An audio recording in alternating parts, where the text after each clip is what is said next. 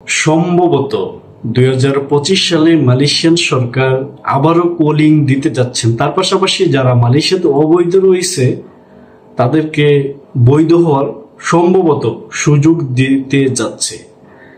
আর 2025 সালে যদি কোলিং দিয়ে দেয়, যারা মালয়েশিয়াতে আসতে আগ্রহী তাদের জন্য কয়েকটা বার্তা, এবং তা হতে পারে সতর্ক বার্তা। এটা জেনে শুনে বুঝে মালয়েশিয়া আসেন তাহলে অনেক ভালো হবে আপনার জন্য। প্রথমত, মালয়েশিয়াতে আসা আমি সাজেস্ট করি না, কারণ বর্তমানে মালয়েশিয়ার পরিস্থিতি আগের মতো নাই। গত বছরে যারা আসছে তারাও সম্পূর্ণভাবে কাজ পাচ্ছে না, আবার কেউ পাইছে, কেউ আবার পুরোপুরি কাজ পাচ্ছে না। কাজ কিছু আছে, কিছু নাই। কারণ গত বছর যারা কোলিং এ মালয়েশিয়া আসছে বেশিরভাগই দালালের মাধ্যমে আসছে। একটা কোম্পানি সে কাজ দিতে পারবে 3টা লোককে, বাংলাদেশি দালালেরা সেই কোম্পানির আন্ডারে কম করে হলেও 50 থেকে 60টা লোক তারা এনেছে। তাহলে আবার বুঝতে পারেন যে যে কোম্পানিগুলো কোলিং এ লোক আনার জন্য সরকারের কাছে অ্যাপ্লাই করেছিল, কত হাজার হাজার কোম্পানি মালয়েশিয়াতে আছে। বিশেষ করে বাংলাদেশি যে দালালগুলা তারাই প্রতারণাগুলো করেছে, এবং তাদের মাধ্যমে যারা মালয়েশিয়া আসছে তারা খুব বড় ধরনের প্রতারণার শিকার হয়েছে, এবং মাসের পর মাস তারা কাজ ছাড়া মালয়েশিয়াতে অবস্থান করতে হয়েছিল, এবং দেশ থেকে টাকা এনে নিজের জীবিকা নির্বাহ করতে হয়েছিল এখানে। তো সেই কারণে আমি আপনাদেরকে সাজেস্ট করব, যদি কোলিং দেয় তাহলে মালয়েশিয়াতে আসাটা ঠিক হবে না। তারপরেও আমি বলবো না যে আসবেন না, কারণ আমি যেখানে আছি আমার কাছে এটা তুচ্ছ মনে হলেও যে এখানে আসতে পারে নাই তার কাছে এটা অনেক দামি কিছু। আসেন, এবং যদি মালয়েশিয়াতে আসেন তাহলে কিছু বিষয় লক্ষ্য রাখবেন। আপনি যদি কোনো এজেন্সির মাধ্যমে আসেন এবং আপনার এলাকার কোনো দালালের মাধ্যমে যদি মালয়েশিয়া আসতে চান, তাহলে প্রথমে আপনি যা যা করবেন, ভিসা না দেখার আগে কোনো টাকাই তাকে দিবেন না। তার পাশাপাশি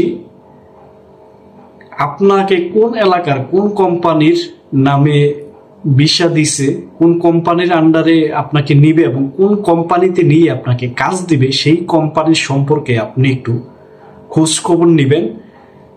আর আরেকটা বিষয় এর ফাঁকে বলি, যাদের আত্মীয় স্বজন মালয়েশিয়াতে আছে তারা মালয়েশিয়াতে আসলে কোনো সমস্যা হবে না, কারণ আপনি মালয়েশিয়াতে আসার আগে আপনার যে ভিসা বের হবে, দালাল আপনাকে সেই ভিসা দেখাবে এবং সেই কোম্পানির অ্যাড্রেস সবকিছু ওই ভিসাতে লেখা থাকে। আপনি আপনার আত্মীয় স্বজন, ভাই বন্ধু যেই থাকুক, চাচা যে থাকুক না কেন, তাদেরকে দিয়ে আপনি ভেরিফাই করতে পারবেন যে আসলেই কি ওই কোম্পানিতে এতজন লোক লাগবে, আসলেই কি তারা এতজন লোক আনতে যাচ্ছে, বা এতজন লোককে তারা কাজ দেওয়ার ক্ষমতা রাখে কি। কারণ কিছু কিছু কোম্পানির 10 জন লোক লাগবে, কিন্তু বাংলাদেশি দালালেরা তাদের সাথে চুক্তি করে ওই 10 জনের জায়গায় তারা 50 জন 60 জন পর্যন্ত লোক এনে থাকে। তো এর মধ্যে লাভ কার হয়? ওই কোম্পানির যারা দেখাশোনা করে তাদের কিছুটা লাভ হয়, কিন্তু বেশিরভাগই লাভ হয় বাংলাদেশি দালালের।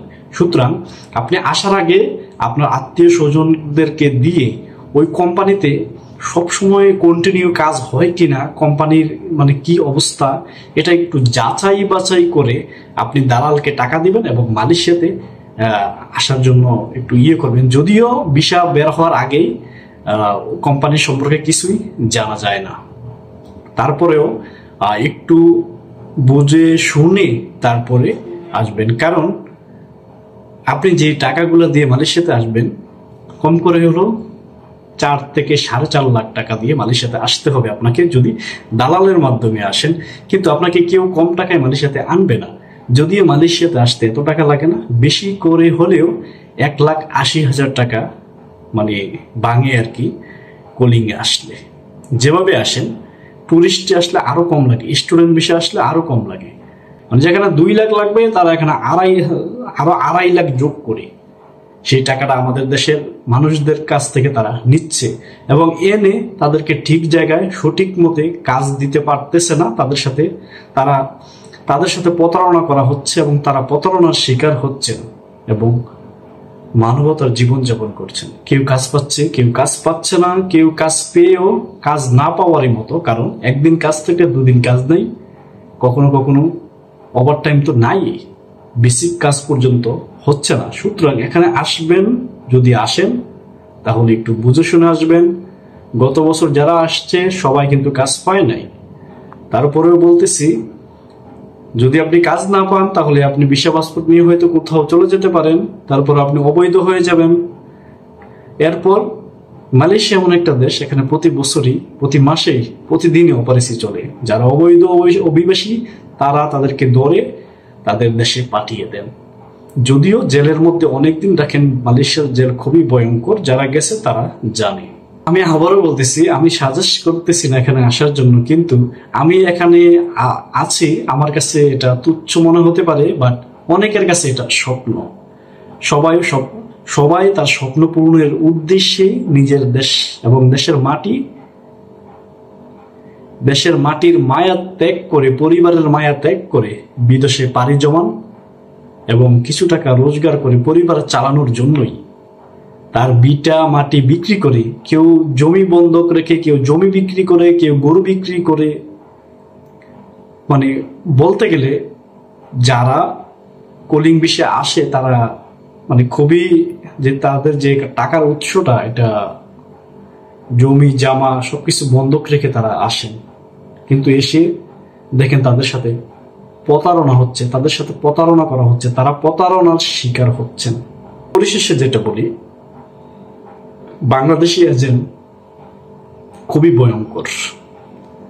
তারা কখনো আপনার সাথে সত্য কথা বলবে না, 100টা মিথ্যার সাথে তারা 2টা সত্য মিশ্রিত করে আপনার সাথে কথা বলবে এবং বিভিন্ন লোভ লালসা দেখিয়ে আপনার কাছ থেকে তারা টাকা নিবে, দেশের বাইরে নিয়ে ভালো কাজ দিবে এবং আপনাকে কিছুদিনের ভিতরে বড়লোক বানিয়ে দিবে, এরকম প্রতিশ্রুতি দিয়ে আপনার কাছ থেকে টাকা নিবে এবং আপনিও তার সেই ফাঁদে পা দিবেন। সর্বশেষে নিজে সর্বশান্ত হয়ে যাবেন। কিন্তু একটা দালাল একটা ভিসা থেকে, একটা লোক থেকে কম করে হলেও 1 লক্ষ টাকা সে রোজগার করে। দেশের বাইরে আপনি যদি কোনো ব্যবসা করতে চান তাহলে এই আদম ব্যবসা করতে পারেন, তাহলে আপনি কিছুদিনের ভিতরে খুব বড় আকারের বড় লোক হয়ে যেতে পারবেন। যারা এই 2025 সালে মালয়েশিয়া আসতে চান তারা একটু বুঝে শুনে আসবেন, তার পাশাপাশি 1 বছরের খানা খোরাকের টাকা নিয়ে আসবেন, কারণ এখানের পরিস্থিতি আগের মতো নাই। আর যাদের আত্মীয় স্বজন মালয়েশিয়াতে আছে তারা কলিং ভিসা আসতে পারেন। প্রথম একটু সমস্যা হলে পরবর্তীতে এটা ঠিক হয়ে যাবে, বাট যাদের কেউই নাই মালয়েশিয়াতে তারা কখনো আসবেন না দালালের কথা শুনে। আর যদি আসতে চান তাহলে একটু বুঝে শুনে আসবেন। ভালো থাকবেন সবাই, আল্লাহ হাফেজ, এবং ভিডিওটা শেয়ার করে দিবেন যেন অন্যরা দেখতে পারে।